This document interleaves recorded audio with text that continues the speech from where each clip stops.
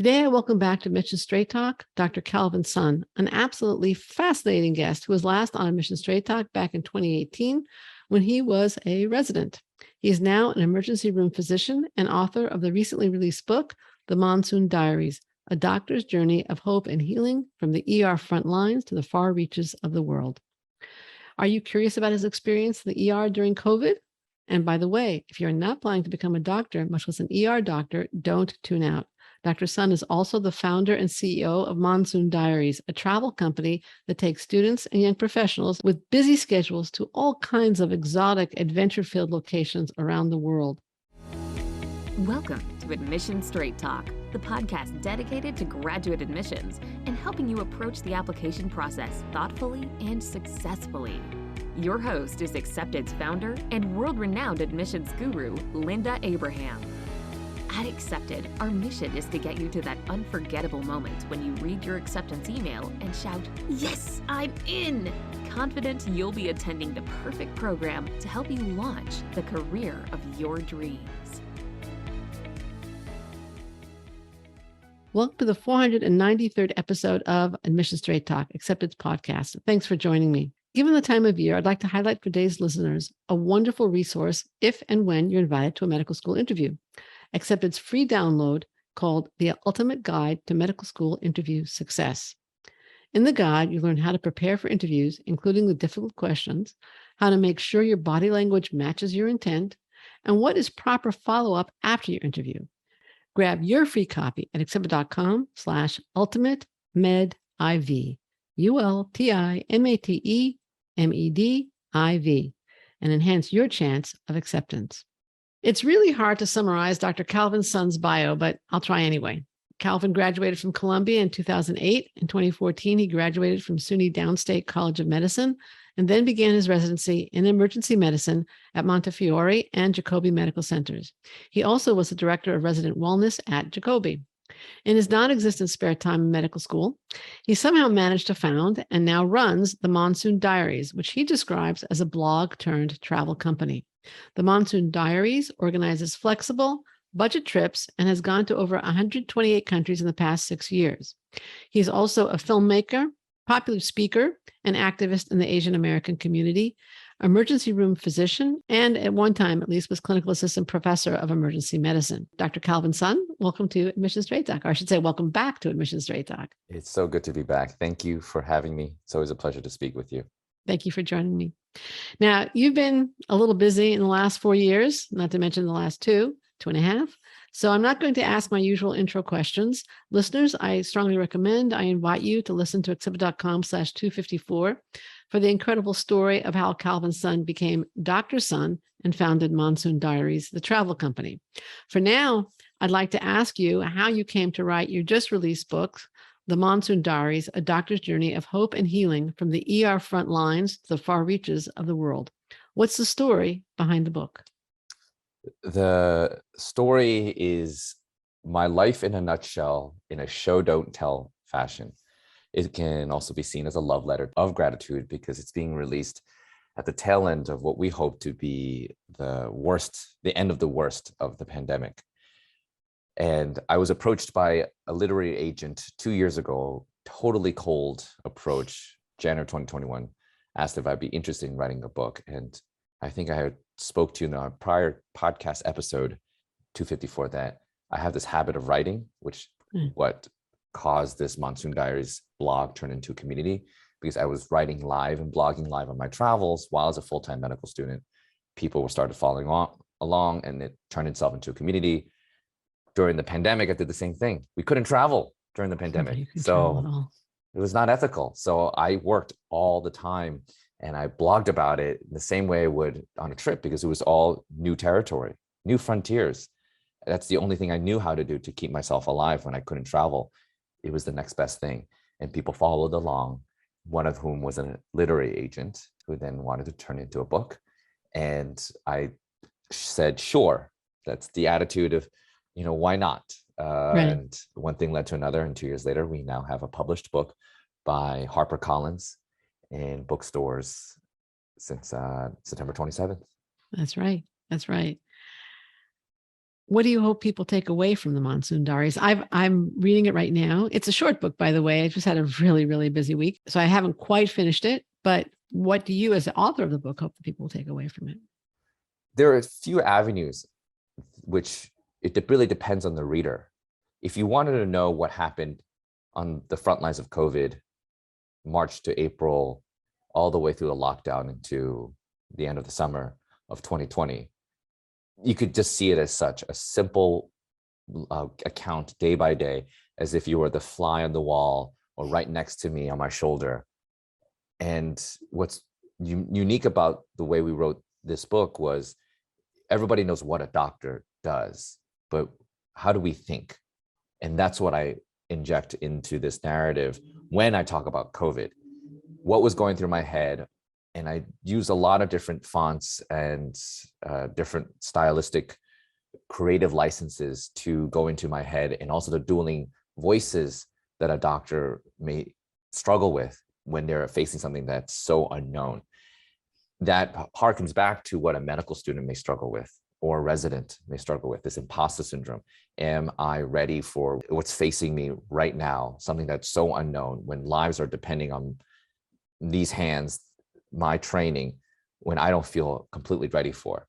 And that was how I felt during the pandemic. And you really get into that. And those of you who are in training right now listening to this can identify with that. However, I don't want this to be seen as just a COVID book, because I don't write just about COVID. COVID is a vehicle actually to tell a wider story about grief and loss, and deriving resilience from things that already happened to you, rather than searching for things external of you.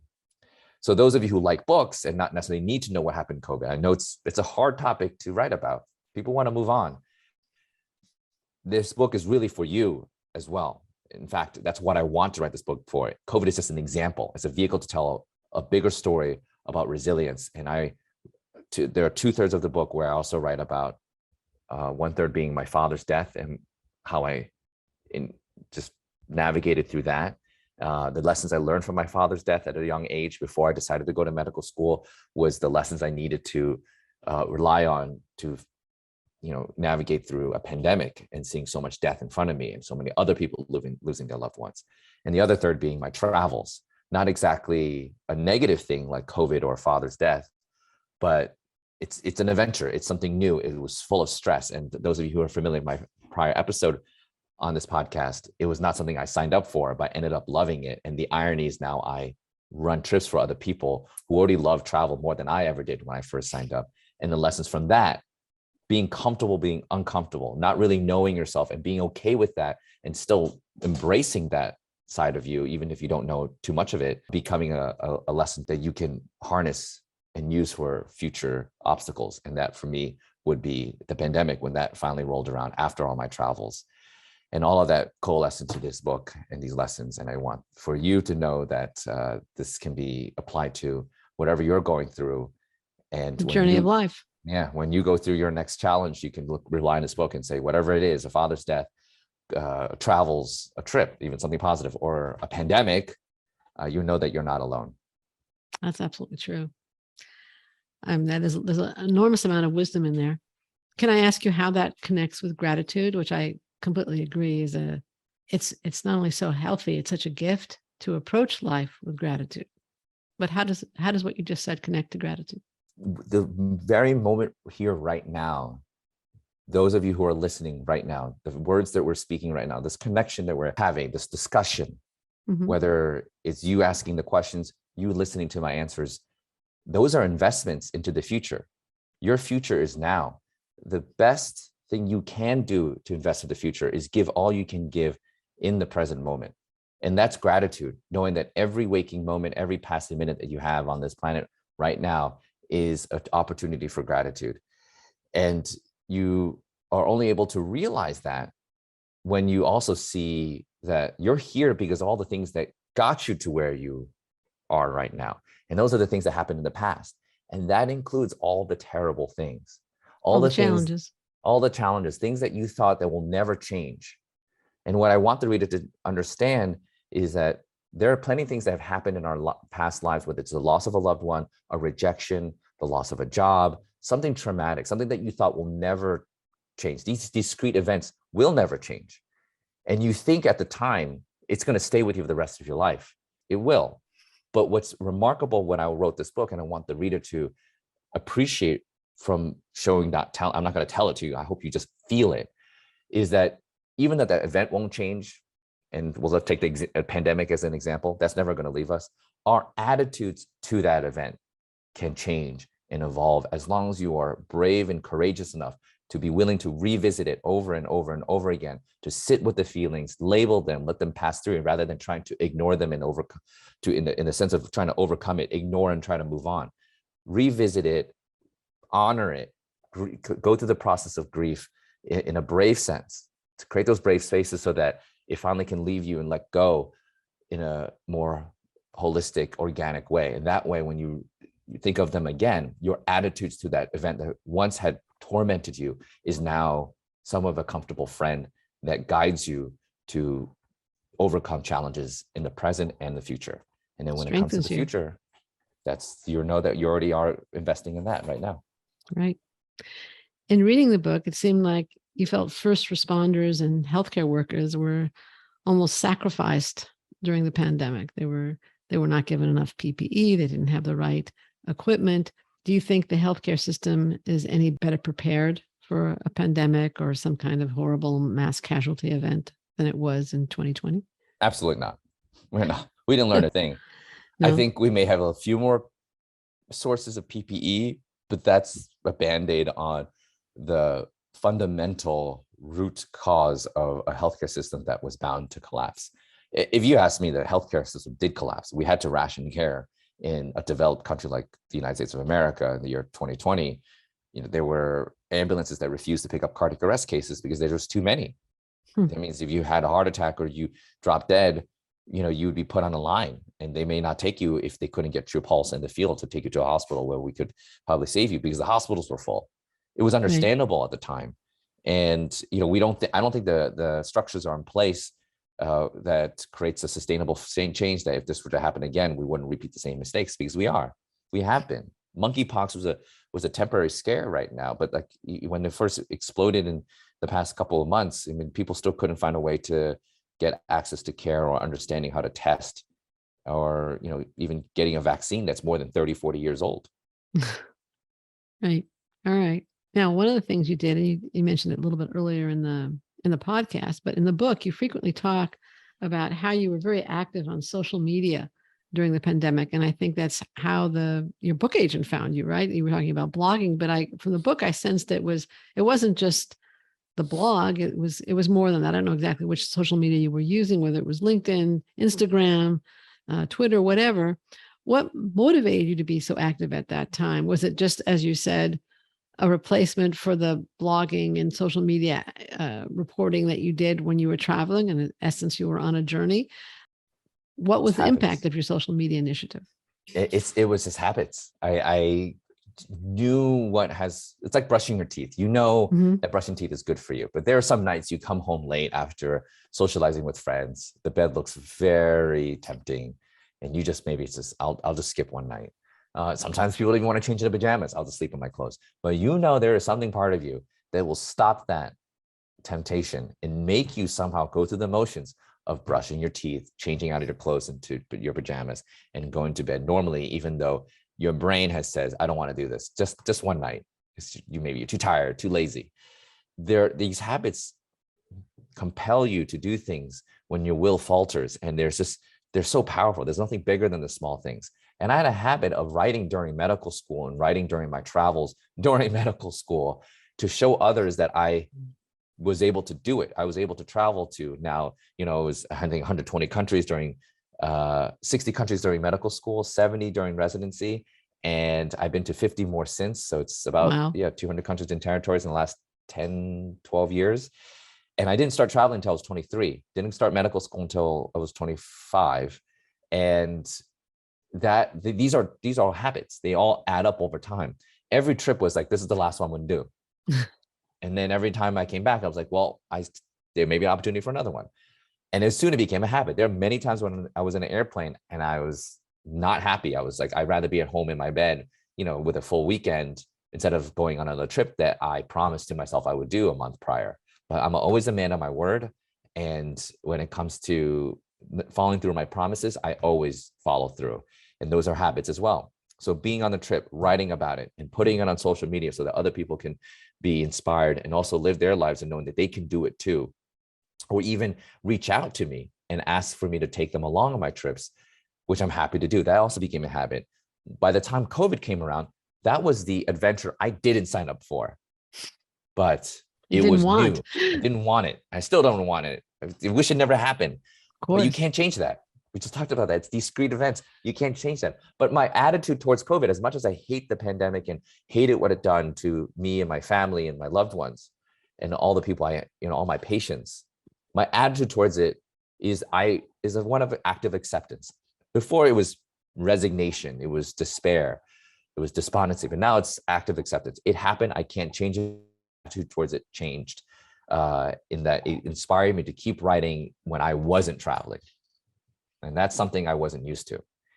And by posting often about learning new things about the virus as it unfolded and how they presented themselves, or even the big picture of how patient flow was ebbing and flowing during the different phases of the pandemic. People coming looking for tests and they were fine. People coming looking for tests and they weren't fine. People coming looking for tests and now we finally had tests when the last 2 weeks we did it, but now they're not fine. And then admitting them to the hospital, where they're going to go if they are staying in the hospital. Then the hospital's full. So the emergency room became a de facto admissions center and area, and then they can't get anywhere. And then what are the people in the waiting room? People are dying in the waiting room. And those things kept people a good understanding why it was important to stay home at the time. There's a tornado outside. Let me tell you what the tornado looks like. I'm the one inside the tornado. You don't need to step outside to confirm that. Stay inside and stay safe. But once the tornadoes are over, when I finally blogged about or posted about how the tornado is over, the sun is shining, it's June, you can go outside now.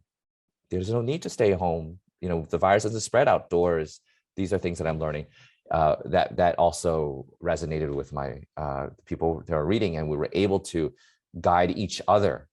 It wasn't just me. It was also the responses I got from my community to guide each other where they were from, because I can't be everywhere. I wish I were. It seems like that. But people are on the West Coast around the world also telling me what they were seeing. I was posting that too, to get to where we are today, where we can now rebuild and look forward. If I understood correctly from your book, you had impact in terms of sharing with colleagues techniques that seem to be working. For example, the fact that perhaps being prone was better than being on your back. You were also alerting people not to go to the emergency room unless it was absolutely necessary, and what absolutely necessary meant. Could you share a few more of the impacts that you had with your social media posting? So it was so shocking to me how common sense was not being utilized by public health authorities. Isn't common. It's not common. Public health authorities did not take the initiative to warn people that emergency rooms were the most dangerous places to be in the beginning of a pandemic. They did so after the fact, which I was very appreciative, but that was already a month in. I didn't start seeing commercials for that until 3 to 4 weeks in. Maybe it's a production value thing, but it's very easy just to go on the air and just say it, which I did the first week because I was in the emergency room, and it was like World War Z, where Brad Pitt just kind of like can tell, like, all the people, it takes 7 seconds from a bite to turn into a zombie. I mean, that's very easy to notice, but if someone actually took the time to pay attention, he somehow did. And I, in the first week, was just seeing patients come into the emergency room, asking for a test that did not exist, but realizing that if they were trying to get tested for a disease that could be spread so easily through the air or droplets, why were they coming to the only best place for a disease to manifest? And that would be the emergency room. If you have no symptoms and you're coming to a place that you think that is the only place that would have tests for something that you may have, when you have no symptoms, you might leave with a party favor you may never have wanted, whether it's viral dose exposure or viral load. You already may have it, but then you're giving it to other people in the emergency room who are there for different reasons and now have it. So you're harming other people. But then as the disease spread even further beyond the emergency room in the second week, then I thought about the people who may have caught it on the subways or on the bus or on their way to the emergency room. Or maybe they never had it and then they got tested, and on their way out, somebody coughs in their face and then they get it. And then there's thinking about the test itself. Let's say we actually all had all those tests. Those tests at the time in March and April took 2 days to result. Right. So Right. you'll get a phone call 2 days later saying you're negative, but that's what your status was when you got swabbed 2 days ago. What about the 2 days since that you didn't stay at home, or that you remember somebody may have coughed at you after the test on your way out, or you touched the doorknob and then wiped your face as you left the emergency room after your test. Right. You get a phone call 2 days later, you're negative, right? That was before the doorknob. That was before someone coughed on you. So then you what? Celebrate and hug grandma and then give her the virus. And then next thing you know, you just put her on life support 3 weeks later. Wow. So that's what I all saw in the first week. It just visualized it, came out to me. So I just wrote about it. And I was surprised that, I was considered one of the fewer people to have talked about it in the first week. It wasn't until the third or fourth week when I think people caught on why the emergency room was a dangerous place to get your tests. And that's why stay home became a hashtag. Right. Right. Yeah. And then the book conveys very well the, and attention isn't even strong enough word for those first few weeks of the pandemic, just the sheer unknown. I think terror in some respects is a better word for it. Yeah. But let's leave COVID for a bit. I think we're exhausted that one. I got a little sassy with the terrified in my book. I tried to give it some levity. I mean, I guess if you keep reading, there's some Lisa Ling, the journalist, CNN, wrote my foreword, and she loved that there was a sense of urgency to my writing and how much terror there was, but she also appreciated the levity and sassiness. I definitely sassy there. Yeah. Yeah. I haven't gotten to the levity part. I haven't gotten the levity part. And I think, again, I think for anybody considering emergency medicine, this is just a must read. And for those interested in your perspective as you're laying it out here, it's very well written. It's not long. I would definitely recommend it. I'm glad I'm reading it. Written by an emergency medicine doctor. So yeah, we don't want it long. No, Straight to the point. I guess not. Are you glad you went into emergency medicine? Absolutely. Yeah, why? I could say that, but then I thought about it for a quick millisecond there. And yeah. Why or why not? What's the pros? What's the cons? I get to speak here with you. If I didn't choose emergency medicine, I don't know if I would be here on the podcast with you on my second episode. I suspect if you do something else really interesting, Calvin. I hope I would, but that's not the deck of cards I was dealt.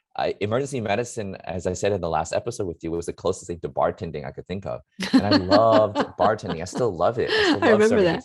I had just a few drinks I served last night for the first time in months. I haven't made a drink in months. And my friend stopped by, I made her a drink. She's like, she loved it. Oh, it brought me so much joy. It's just like someone coming to emergency room and they don't know what they have. And, most of the times we may not get it, but we at least do something to make them feel better. And man, it's fulfilling because you get your immediate results. Sure, people who criticize emergency medicine say, well, you never follow up. You actually never find out what they really, really have. And you don't know, maybe whatever they have takes years. And that's very gratifying, fulfilling. But I like small victories. I like saying how there's nothing bigger than the smallest of things. I need the small victories. I need to go home every night knowing that I made a difference and I feel fulfilled. Does it come from a sense of insecurity, the need for validation from my childhood? Hey, guess what? That's in my book too. I write about that. That's the cons, right? Of emergency medicine. I guess, what do I say? The best of something is always the worst of something.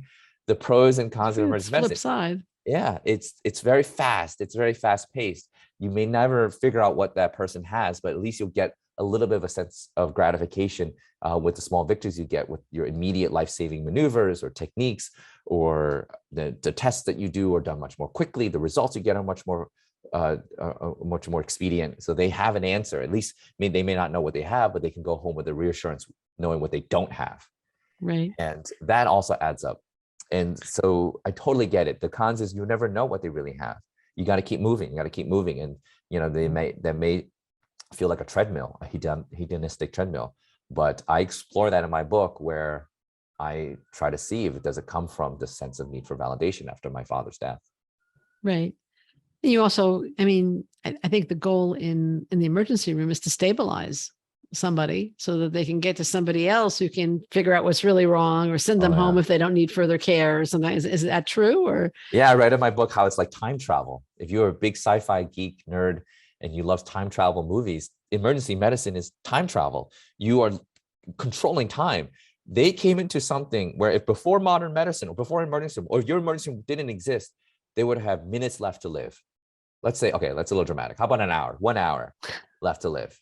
Somebody stabs them. They have an hour left to live. They're bleeding out. If emergency medicine didn't exist, if ERs weren't there, or modern medicine wasn't there, they would have died. in the whole scheme of humanity, of natural Mhm. selection. But we now live in a world where emergency medicine does exist, where we take that hour that you have left, and because we're there, we get to turn that hour into 6 hours because we just gave you blood. We stopped the bleeding. We looked for other sources of trauma. We gave you medicine to feel better. We stabilized your vital signs with, medicine so that you don't exsanguinate and hemorrhage all over. And we stopped the bleed by finding the source even and suturing it or stapling it.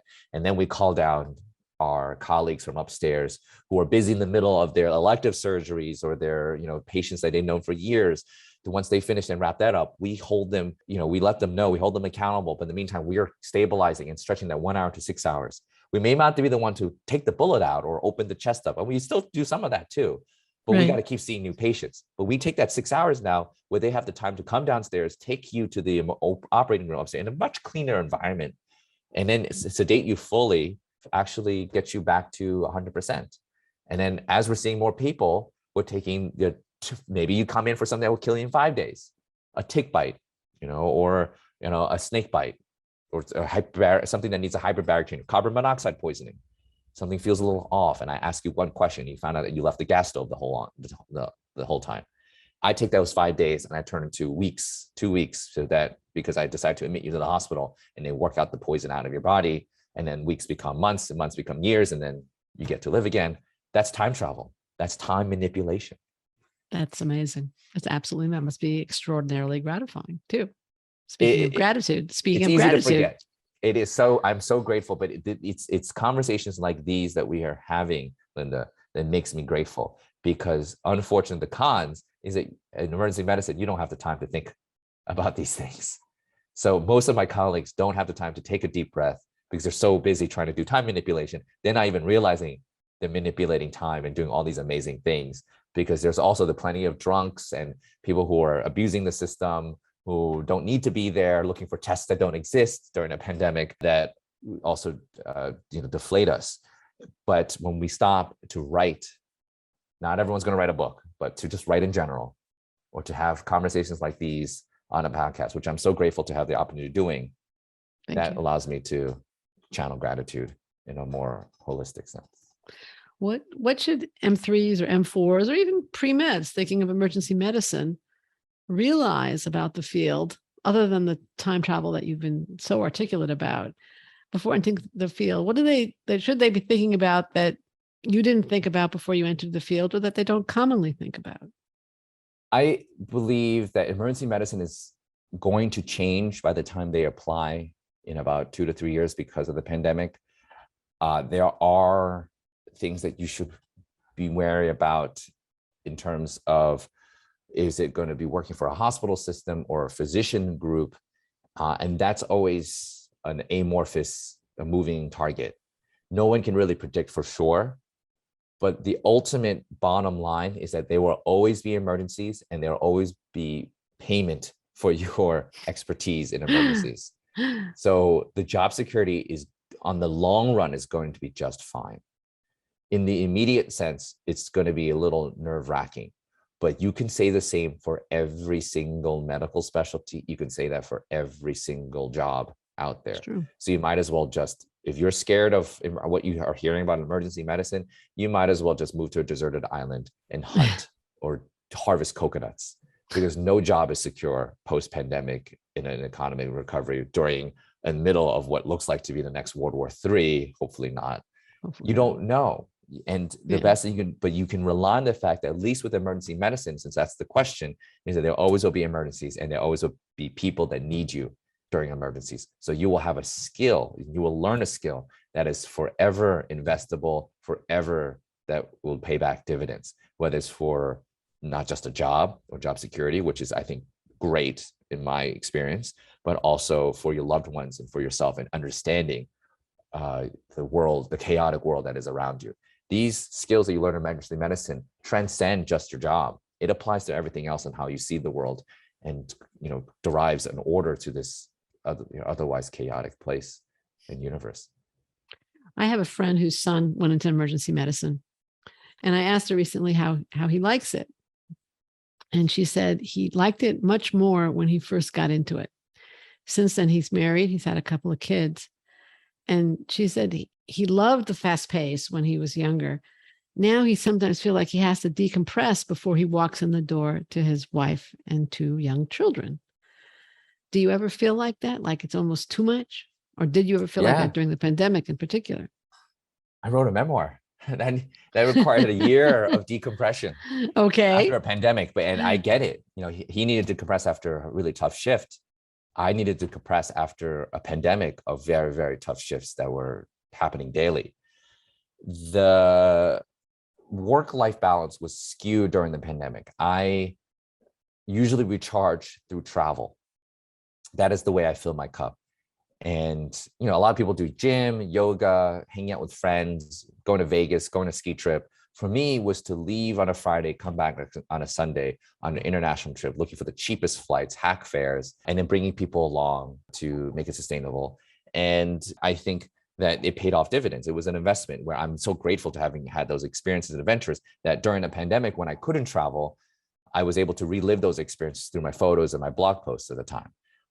And those are the things that were getting me by. However, ultimately, I wasn't actually traveling. So I lost my source for decompression, this ultimate decompression. And, having a lockdown didn't help. So I couldn't hang out with friends or socialize with loved ones. And that does build up over time, where now I have been spending the last year not only writing this book, but, thankfully that was a really good excuse to also work fewer shifts. And I'm actually happy that happened. I don't miss it as much as I thought it would, because I already had a lifetime worth of it during the pandemic. So normally ER doctors as attendings, once you're done with all your training, we work about 10 to 11 shifts per month.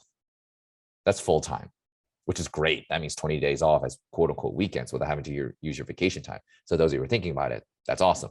10 to 12 shifts a month. And during the pandemic, I worked about 35 shifts the first month and a half. Yeah. Yeah. I worked 3 months worth of shifts. When you talk about shifts, they're 12-hour shifts, right? They're 12 to 16-hour shifts. Whoa.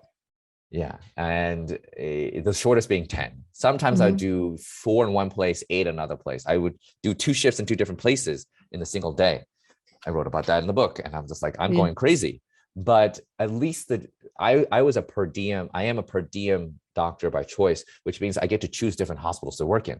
So that got me by, because I had not only my travel blog to read from, to feel like I was traveling again, to decompress, but I also was working different sites a lot, which for me was a source of decompression, not the other way around. A lot of people think that's stressful because they learn different systems. No, I got to meet new friends, or catch up with people that missed me from the last shift was like a month ago. Every site was new, so I had different food to take and order from, new neighborhoods to, like, oh, I've never been here in a while. That to me, that's what I derive some satisfaction. Some people may feel that that's too much, but I liked it. And number 3 was I was choosing to go in. Being a per diem means you get to choose whatever shifts you want. So the autonomy of saying I came in not because some scheduler told me to go in, but I chose to go in, also was very helpful. But still, that was only so much until the pandemic really almost broke all of us. And so I'm taking, a step back, not because I burnt out, but because I don't burn out. I'm still working. I'm still working a lot, but I'm not working as intensely as I used to before the pandemic, because I know what my limits are. And I don't want to ever meet those limits, because, it's the pandemic. That's it. I don't want to need to go back there again if I don't have to. Then it becomes, sadomasochism, and you can't pour from an empty cup and help other people when you become self-masochistic. Right. What's the picture behind you? That's the iron ore train in Mauritania. I took this photo 3 years ago as the sun was setting, the stars were coming out, and I was on this train that carries iron ore from the center of Mauritania to the coast. And it's hitchhiking, so there's no admission fees. You just hop on, hop off. And it was 13 hours on this train before we got off to go camping in the desert. And it's just one of those things, like a mecca for adventure travelers, when the National Geographic profiled it as a special, like in 2018. Locals use it as a form of transportation to get from the coast into the central tribes that they're from, to deliver food, medicine, and vice versa. And we, hitched a ride along with them. It's great because no one needs to take care of you. No one needs to look out for you. It's, it's not something that people have to bend over backwards to ensure your safety, you do it on your own as if you never existed. And the anonymity that we enjoyed being on this train was very cathartic. I'm glad to have Wow. experienced it before the pandemic. Wow. Yeah. That leads right into we've talked about the Monsoon Diaries, your book. Now, what about the Monsoon Diaries, the company you founded? Was this trip part of a Monsoon Diary trip?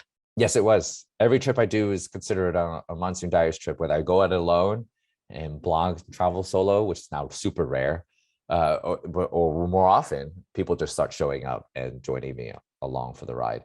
And every trip I announce, I'm grateful to always have someone sign up and show up at the airport, just like Forrest Gump running around the country. Really? Just Wow. runs for himself, and then he turns around. There's other people with him, and that's what the Monsoon Diaries has. What are some of the continued to become. trips you have planned now that the world is opening up again and travel is becoming safe? So I just finished a monsoon a few weeks ago at the Faroe Islands. It was the 9 of us. Where's that? Where's that? That is it's pretty much Iceland on steroids without the tourists. It's a set of islands between Iceland and Scotland, and it's beautiful. So people just Google Faroe Islands, Faroe Islands, and the pictures are breathtaking. But not only that, so few people know about it, and it's so easy to get to. So few people know about it. There are no tourists there, so you feel like you have it all to yourself. And it's a quick flight from Copenhagen, Denmark, or Wow. Reykjavik, Iceland. And so that's a trip you just took? Yep, or that was you a few have weeks ago. planned? And Wow. then, though I'm grounded for the book, as the publisher would like me to stick around just for any opportunities to do any book signings or book tours, and just to see how it does. And then I have a trip coming up in November to the Galapagos, and one in December to Senegal, Gambia, and Guinea-Bissau, West Africa. That's open invite for anyone who's interested. Wow. And then next year, February, will be Burkina Faso. March Where will is be that? That is in Central West Africa. So West Africa, but not on the coast, right south of Mali and above Togo, Benin, Cote d'Ivoire. And that will be for just 3 to 4 days. March will be South Sudan into maybe South Korea. South Sudan is only for 3 days, so I might as well just keep going in a certain direction. May will They're be next door to each other, as I they're recall. next door, sure. Great. People have been clamoring for me to do a trip in South Korea, so I have to listen to my community, and I also need to explore it like fully for myself rather than a 24-hour layover in Seoul. That doesn't do it justice.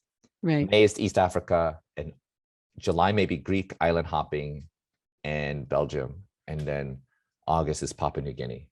Wow. That's all over. That's amazing. Just go with the flow.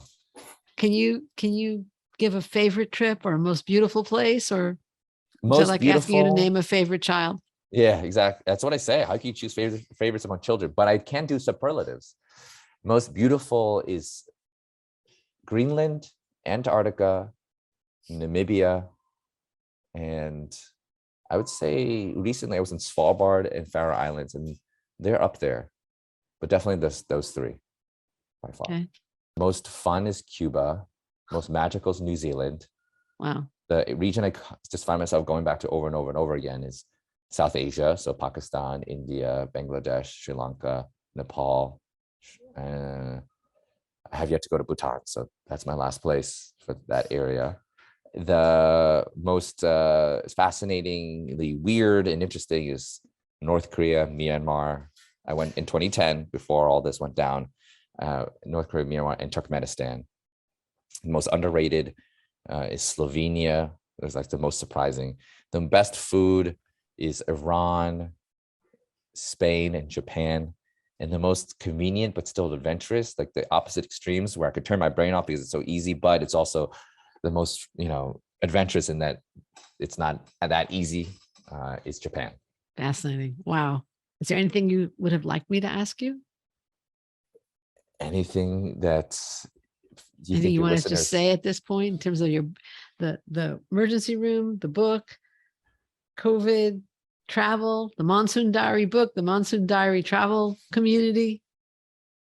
Oh, I know. I had one other question. Yeah. How long are most of your trips? And I assume that's one of the advantages of being a per diem doctor. You can batch your work and batch your trips, right? However long that you want them to be. Really? It's ad hoc. We prorate the cost for however long you're there, and you can come in the middle, leave in the middle. You can come for the whole thing, which usually is about a week. Our longer ones are about 2 to 3 weeks, and our shortest ones are sometimes a 24 to 48 hour turnaround.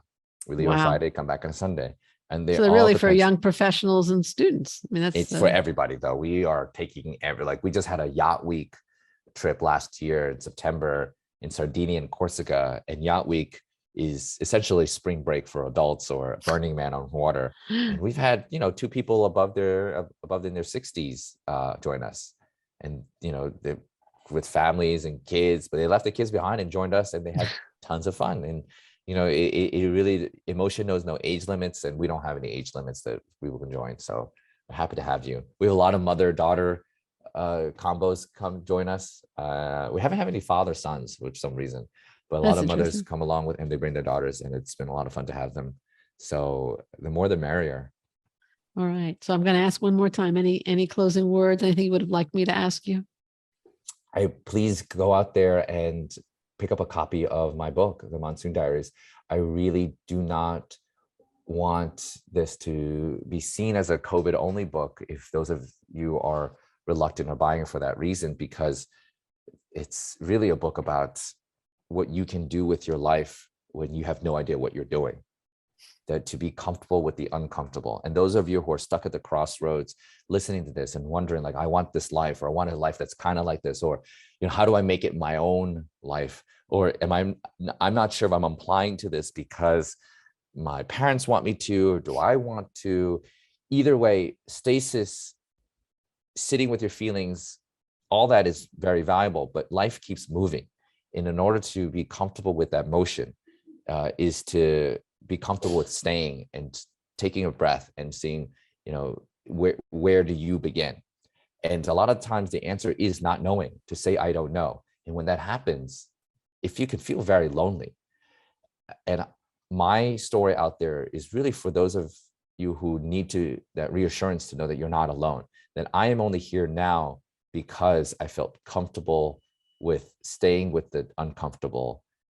It's still uncomfortable, don't get me wrong. I just had to embrace it rather than trying to look away from it, and still go through the motions of applying and, doing my best, but with the expectations that I may not be, meant for this, or I'm not be able to get in there. But, just surrounding myself with so many people who believed in me more than I ever did allowed me to realize that the goal is not what matters. What you become doesn't really matter so much than the journey and what you learn on the way to get there.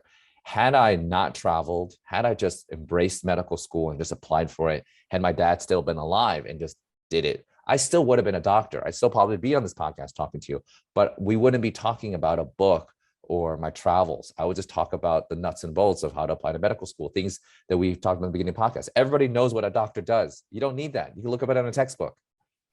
But what Yeah, we but I need think more, one of the things that comes through clearly in the book is kind of something you mentioned, that there might be lots of imposter syndrome. There might be many times, especially in emergency medicine, when it's not obvious what you should do.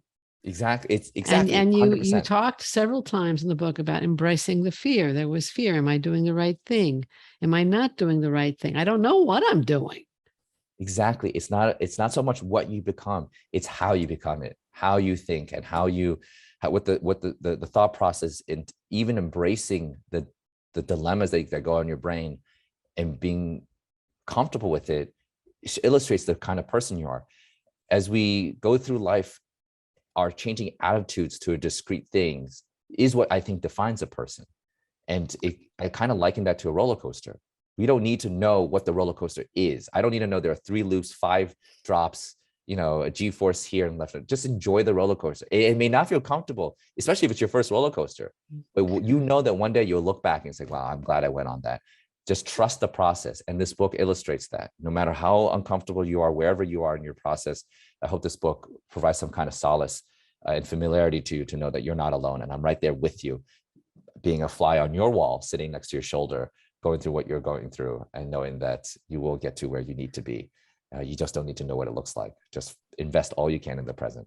I think the book is all that, but I want to point out something to you that, as a non-medical person, I got from the book. And that was just your commitment to service.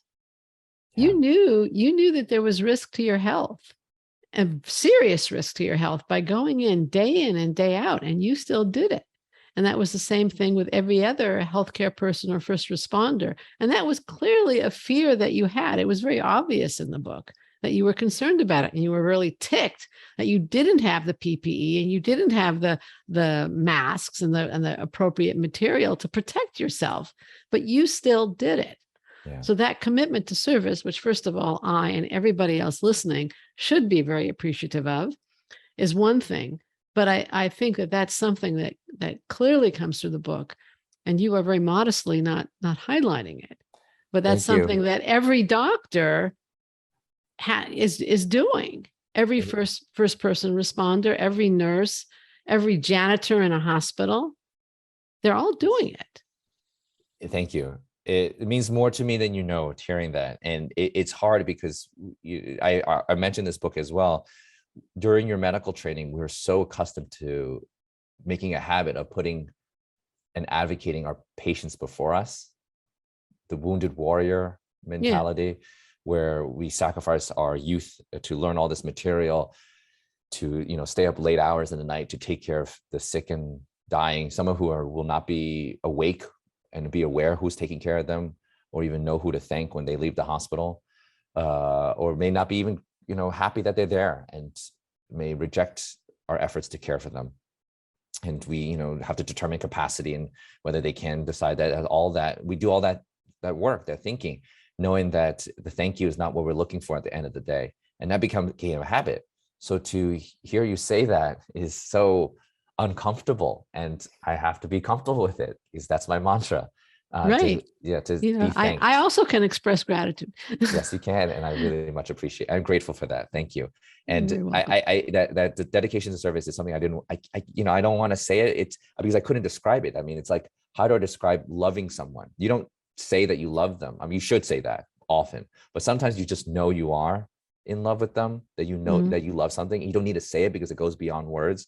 And there was this energy that was compelling me to go in over and over and over again during the pandemic, when I knew I didn't have to. As a per diem doctor, I was actually so grateful going into the pandemic, saying, oh, if I just don't want to work because it just gets a little dangerous, I can just choose not to work that day.